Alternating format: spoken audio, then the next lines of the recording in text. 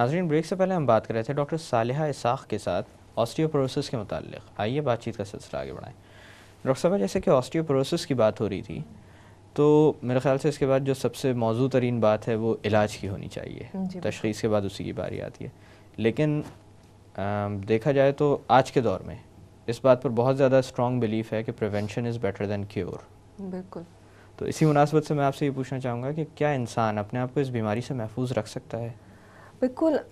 देखिए, एक तो ये बीमारी उम्र के साथ साथ एज रिलेटेड थोड़ी बहुत तो हड्डियाँ हम सब की कमज़ोर होती हैं, मगर एक पुरानी बात कही जाती है कि आपका पुराना खाया पिया काम बाद में आता है। ये कहावत अब समझ में आती है कि क्यों कहा जाता था। अगर आपने बचपन में ही आप दूध पिया, या हमारी माएँ हैं आजकल की, अगर वो बच्चों को दूध और दही अच्छी तरह से खिला रही हैं, उनको इनफ कैल्शियम सप्लीमेंट्स दे रही हैं, या वो ख़ुद भी अगर खा रही हैं, तो उनको वो बुढ़ापे में काम आएगा। क्योंकि देखिए, हड्डियाँ जो है वो इस तरह से जैसे कि कोई बैंक है, तो हमारी हड्डियाँ हैं एक बैंक की तरह जो कि कैल्शियम को डिपॉजिट करती रहती हैं, और जब भी हमारी बॉडी को उसकी ज़रूरत होती है तो वहाँ से निकलता रहता है। अगर हम कैल्शियम नहीं लेंगे तो हड्डियों से बहुत तेज़ी से निकलेगा और उसको कमज़ोर करती जाएंगे। तो हमने बैंक को भरना भी तो है ना, खाली पैसे तो नहीं निकालते। इसी तरह से आपने अच्छी खुराक खानी है, जिसमें आप दूध का ग्लास आपको डेली है। आई थिंक हर उम्र के आदमी को एक गिलास दूध ज़रूर पीना चाहिए। एक दूध का ग्लास जो है उसके अंदर तकरीबन 400 मिलीग्राम कैल्शियम आपको मिल जाती है। इसी तरह से एक दही का अगर आप प्याले में भर के खा लें तो उसमें भी तकरीब 3 से 400 मिलीग्राम कैल्शियम होती है। तो अगर हम एक दही थोड़ी सी खा लें, एक गिलास दूध पी लें, और अगर ज़रूरत है तो आप एक कैल्शियम की गोली भी खा लें, तो आपकी दिन की रिक्वायरमेंट 1000 से 1200 मिलीग्राम की पूरी हो जाती है कैल्शियम की। दूसरी चीज़ जो आपने प्रिवेंशन की बात की है, उसमें vitamin D is very important. Vitamin D को सनशाइन विटामिन भी कहते हैं। ये एक वाहिद विटामिन है हमारे जिस्म में जो कि ना भी खाएं तो सूरज से बन जाती है जी। तो अल्लाह ताला ने हमको उसको पूरी तरह से सेल्फ सफिशिएंट किया हुआ है। मगर हमारे खत्ते में सूरज की रोशनी तो बहुत है, सूरज की रोशनी बहुत है, मगर उसके बावजूद विटामिन डी की कमी भी उतनी ही पाई जाती है। उसकी बहुत सारी वजूहत हैं। एक तो देखिए, हमारा जो आजकल सिस्टम है, माहौल है, लोग धूप में तो कम जाते हैं, घर से निकले गाड़ी में बैठ गए, और फिर पोल्यूशन इतनी ज़्यादा हो चुकी है कि जो धूप की रेस भी पहुँच रही है वो प्रॉपर नहीं पहुँचती। और आजकल ख़वातीन जो हम लोग मेकअप भी करते हैं उसमें सनस्क्रीन भी बहुत होता है, और सनस्क्रीन की वजह से हम विटामिन डी को एब्जॉर्ब नहीं बना सकते। तो विटामिन डी के लेवल करा लेने चाहिए। और विटामिन डी की भी अक्सर मुझसे सवाल पूछा जाता है, तो आम हालात में 400 से 800 इंटरनेशनल यूनिट्स उसको कहते हैं, उसकी रिक्वायरमेंट होती है, जो कि आपको 15 से 20 मिनट अगर आप धूप में अच्छी तरह से बाहर बैठ गए दिन हफ्ते में 3-4 दफ़ा, तो वो भी पूरी हो सकती है। या फिर आप उसको कैल्शियम की टैबलेट्स में विटामिन डी आती है, वो भी आप खा सकते हैं। अल्लाह का शुक्र है कि हमारे ख़त्ते में धूप की रोशनी तो बहुत है, बिल्कुल, लेकिन फिर भी ख़वातीन को हमेशा ये फ़िक्र लगी रहती है कि रंग काला ना हो जाए। बिल्कुल सही कह रहे हैं। तो इस मुनासबत से मैं पूछना चाहूँगी कि कोई ख़ास वक्त है जिसको मुतय्यन किया जा सकता हो जब रंग पे ज़्यादा फ़र्क ना पड़ता हो? असल में ये थोड़ा सा गिव एंड टेक आ जाता है, क्योंकि हम धूप में जाते हैं तो पहले सनस्क्रीन लगा लेते हैं, तो रही सही कसर भी पूरी हो जाती है। वैसे दिन में सुबह 10 से दोपहर को 3 बजे तक सबसे ज़्यादा ऐसी धूप आ रही होती है जिसमें आपको सबसे ज़्यादा विटामिन डी आपका जिस्म बना सकता है। और प्रॉब्लम ये है कि बहुत सारे लोग बाहर निकलते नहीं हैं, उसकी वजह से हमारी कमी हो जाती है। दूसरी चीज़ ये है कि अब जैसे से आपकी उम्र बढ़ती जाती है, हमारी जो स्किन है उसमें सलाहियत विटामिन डी बनाने की भी कम हो जाती है। तो अगर आप बहुत उम्र वाली खातून है, वो बाहर जाके बैठी भी रहती है, तो हो सकता है कि उनको पूरी विटामिन डी ना बन रही हो।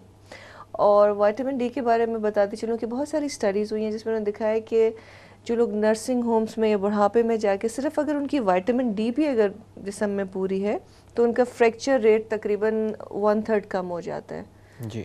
विच is a very valuable I think data कि जी हम लोग इस छोटी छोटी चीज़ों से अपना ख्याल रख सकते हैं। अच्छा डॉक्टर साहब, आपने तस्करा किया कि इंसान को उम्र भर इन चीज़ों पर तवज्जो देनी चाहिए, जैसे दूध का एक गिलास हर इंसान को हर उम्र में इस्तेमाल करना चाहिए जी बिल्कुल। लेकिन फिर भी मैं ये पूछना चाहूँगा कि कोई ख़ास वक्त होता है जब तक आप बैंक में जब तक डिपॉजिट करते रहें तो उसका मुनाफा आपको ज़्यादा मिले आगे चलकर? I think it's a very valuable question जी। 35 से पहले हमारा पीक बोन मास होता है जिसमें आपकी हड्डियाँ सबसे बेहतरीन मजबूत हो जाती हैं, वो 35 से पहले होती हैं। तो जितना डिपॉजिट आप 35 से पहले डाल सकते हैं, वो कहते हैं ना रिटायरमेंट फ़ंड, जी। तो वो रिटायरमेंट फंड 35 से पहले आप जितना डाल सकते हैं ना, तो वो सबसे बेहतरीन टाइम है। इसलिए बच्चों को इतना स्ट्रेस दिया जाता है कि दूध पिएं, और लड़कियों को, यंग लड़कियों को, यंग लड़कों से कहा जाता है कि दूध पिएं।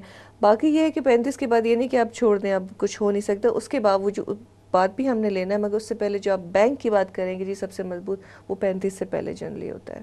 अच्छा, इसी तरह से एक और चीज़ जिसका आपने तज़किरा किया था वजूहात में, वो जी। था कि वो लोग जो कि ज़्यादातर आसाइश पसंद होते हैं या जो लेटे बैठे ज़्यादा रहते हैं, चलते फिरते कम हैं, बिल्कुल उनके सही। बारे में थोड़ी सी बात करना चाहूँगा कि एक्सरसाइज कितनी इम्पोर्टेंट है इस मर्ज से बचाव के मामले में।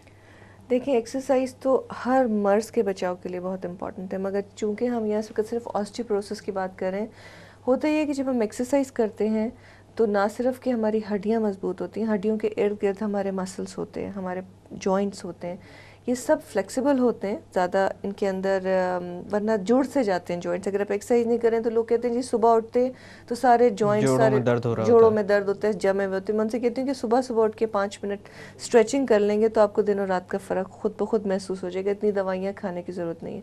अगर हम अपने मसल्स को मजबूत कर लेंगे तो हम लोगों को चलने फिरने में भी आसानी होगी, हमारी हड्डियाँ मजबूत होंगी एक्सरसाइज से। और जैसे मैंने आपको कहा कि जैसे जैसे हम एक्सरसाइज करते हैं, जो हड्डी बनाने वाले सेल्स हैं उनकी तादाद बढ़ती चली जाती है, और जब जी। उनकी तादाद बढ़ती है तो हड्डी मजबूत से मजबूत तर होती चली जाती है। अच्छा डॉक्टर साहब, ये तो बात हो गई आइडियल सिचुएशन की।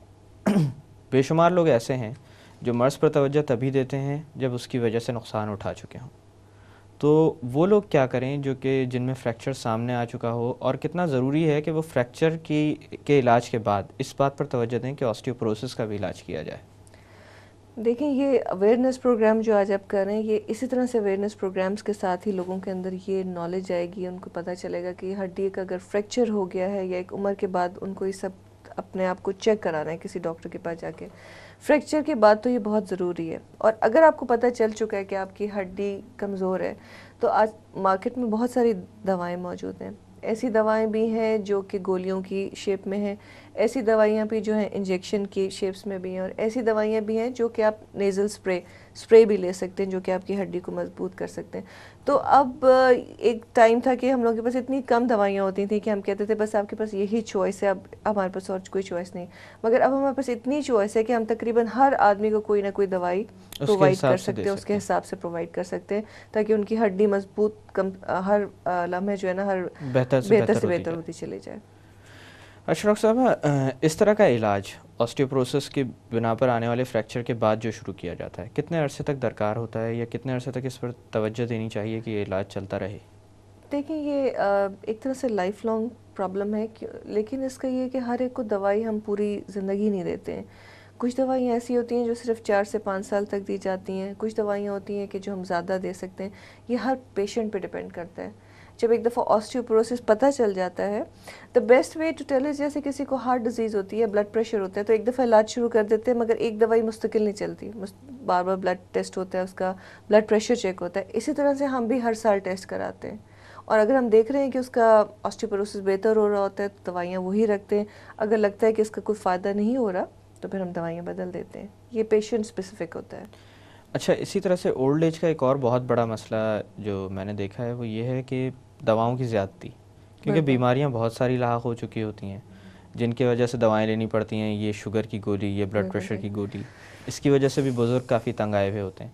फिर भूलने की आदत भी डेवलप हो जाती है। अक्सर ऐसा भी होता है कि डबल डोज का मामला जी। भी सामने आता है, जिसकी वजह से वो इमरजेंसी में भी जा सकते हैं। इसलिए कोई ऐसी मॉडिफिकेशन आई है इन दवाओं में कि इनको कोई ख़ास वक्त पे लेना होता हो या अंडर ऑब्जर्वेशन लेना होता हो? देखिए, इसमें ये अब बहुत सारी दवाइयाँ ऐसी आ गई हैं हमारे पास, जो कि ज़्यादातर दवाइयाँ हफ्ते में एक दफ़ा लेनी होती हैं, या फिर महीने में एक दफ़ा एक गोली खानी होती है ऑस्टियोपोरोसिस के लिए। लेकिन अगर हमें कहीं भी शक हो कि या तो ये लोग, क्योंकि ऑस्टियोपोरोसिस की दवाइयों को एक ख़ास तरीके से लेना होता है, जिसमें सबसे हम कहते हैं कि नहार मुँह अपनी गोली खानी है, एक गिलास पानी के साथ गोली खानी है, उसके बाद लेटना नहीं, आधा पौना घंटा। या फिर अक्सर ये भी कहा जाता है कि भाई आप खाली पेट, बिल्कुल खाली पेट लेनी है। लेकिन कुछ पेशेंट्स का जहाँ शक होता है कि जी या तो ये भूल जाएंगे, या डबल डोज कर देंगे, या कि सही नहीं लेंगे, तो उनको फिर हम इंजेक्शंस देते हैं। और अब हमारे पास ऐसे इंजेक्शन भी हैं जो हर 3 महीने के बाद दिया जाता है, और उनके घर पे जाके उनको दे देते हैं। या फिर एक ऐसा इंजेक्शन भी है जो साल में एक दफ़ा दिया जाता है। तो वो जो है अपना वो साल भर काम करता साल भर काम करता रहता है। फिर जो है अब कुछ ऐसे साशेस भी मिल रहे हैं जो कि रोज़ रात को लोगों ने पीने होते हैं, तो हर पेशेंट के हिसाब से हम उसको दवाई देते, मगर बहुत कन्वीनियंस आ गई हैं। अगर आपने किसी को इंजेक्शन दे दिया तो वो आदमी एक तरह से बिल्कुल, उसको हम कहते हैं कि ठीक है, हम डॉक्टर भी अपना आराम से हो जाते हैं कि 1 साल के लिए इसको दवाई दे दी है, और पेशेंट भी मुतमईन हो जाते हैं ताकि वो ड्यू डेट पे ड्यू डेट पे वो आ जाते हैं। अब वो ज़ाहिर सी बात है, हमें ख्याल रखना पड़ता है, हम पेशेंट को भी समझा के भेजते हैं कि जी आपने आना है, दिखाना है, उसके बाद हस्ब ज़रूरत फिर उनको दवाई दोबारा दी जाती है। एक और मामला जिसकी वजह से अमूमन लोग परेशान रहते हैं वो ये है कि दवाओं का कोई मुज़र असर सामने ना आ जाए, और ये भी कहा जाता है कि जो चीज़ असर रखती है उसके कोई ना कोई मुज़र असरात भी होते हैं। तो इस मुनासबत से मैं आपसे पूछना चाहूँगा, क्योंकि ऑब्वियसली एक हैवी डोज होती होगी जो साल भर काम करती है, तो इस तरह की दवाओं के कोई साइड इफ़ेक्ट्स हो सकते हैं? देखिए, इस तरह की दवाइयों के ज़्यादातर इनके अल्लाह का शुक्र है ज़्यादा साइड इफ़ेक्ट्स इन दवाइयों के होते नहीं हैं, मगर हम जब देते हैं, देने से पहले हम पेशेंट्स को स्क्रीन कर लेते हैं कि पेशेंट की किडनीज़ का कोई प्रॉब्लम तो नहीं है, पेशेंट को कोई हार्ट का प्रॉब्लम तो नहीं है, या कि जिनको गोलियां दी जाती हैं तो अगर उनको तेज़ाबियत का प्रॉब्लम है तो हम उनको बताते हैं कि दवाई बिल्कुल सही से खाइएगा वरना तेज़ाबियत हो जाएगी।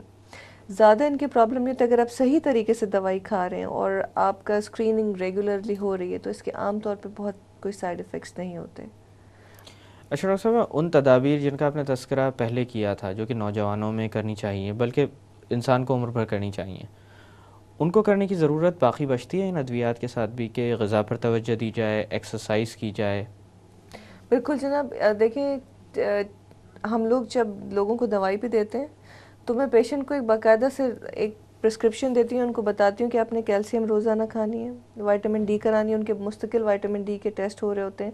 क्योंकि देखिए, अगर मैं किसी को कितनी भी दवाई देती रहूँ, एक दीवार अगर आपने बनानी है और ईंटें ही मौजूद नहीं है, गारा जितना मर्जी लेकर आ जाए उसका कोई फ़ायदा नहीं है। तो वो बिल्डिंग ब्लॉक्स जो हैं दे आर वेरी इंपॉर्टेंट। तो calcium vitamin D is a building block. वो दवाइयाँ बिल्कुल मुफीद नहीं रहती हैं अगर कि आप उसके जिस्म को बाकायदगी से अच्छी ग़िज़ा नहीं दे रहे या अच्छी कैल्शियम विटामिन डी नहीं दे रहे। तो ये तो मुस्तकिल हमें साथ साथ पेशेंट को एजुकेट करना पड़ता है कि जनाब आपने इस तमाम तर चीज़ें जो हैं ये साथ लेनी है, और ये पूरी ज़िंदगी का ताल्लुक़ है। क्योंकि हम जब अच्छी ग़िज़ा खाते हैं तो बचपन से ही कहते हैं कि अच्छी ग़िज़ा खाओ, और मेरा ख़्याल है मरते दम तक अल्लाह ताला जो ने हमें हमारा जिस्म दिया है वो एक अल्लाह की अमानत है, तो उसको अमानत के तौर पे अच्छी तरह से ही ट्रीट करना चाहिए, उसमें ख़यानत नहीं करनी चाहिए। बिल्कुल। अच्छा डॉक्टर साहब, खुशकिस्मती से स्क्रीनिंग इस मर्ज़ में भी मौजूद है, स्क्रीनिंग पर किन लोगों को तवज्जो देनी चाहिए ताकि वक्त से पहले वो ये जान लें कि अब उनको इलाज दरकार है? देखिए, स्क्रीनिंग में ये होता है कि हमारे पास वैसे तो गाइडलाइंस हैं जिसमें मैंने आपको बताया कि हर मर्द जो कि 70 से ऊपर है और हर औरत 65 एंड अबव 65 से ऊपर उसको ये स्क्रीनिंग टेस्ट कराना चाहिए। बाकी ये है कि कुछ लोग जो कि ख़ास दवाइयों पे होते हैं, कुछ लोग जिनको सिगरेट स्मोकिंग बहुत करते हैं या जिनको रूमेटॉइड आर्थराइटिस है उनको स्क्रीनिंग जल्दी करा लेनी चाहिए, या जिनको शुरू से ही कोई हार्मोन्स का प्रॉब्लम है उनको जल्दी स्क्रीनिंग करा लेनी चाहिए। तो हम लोगों के पास जब पेशेंट आता है, मैं तो समझती हूँ कि हर औरत जो कि 50 से ऊपर आती है उसको अपने डॉक्टर से कम पूछ ज़रूर लेना चाहिए कि क्या मुझे स्क्रीनिंग की ज़रूरत है, क्या मैं विटामिन डी का टेस्ट कराऊं। और विटामिन डी की कमी जो है वो पाकिस्तान में अब एक बीमारी नहीं, वो एपिडेमिक की तरह, फ्लू की तरह फैल चुकी है। हर दूसरा या तीसरा शख्स जो हमारे पास आता है उसके पास विटामिन डी की कमी होती है।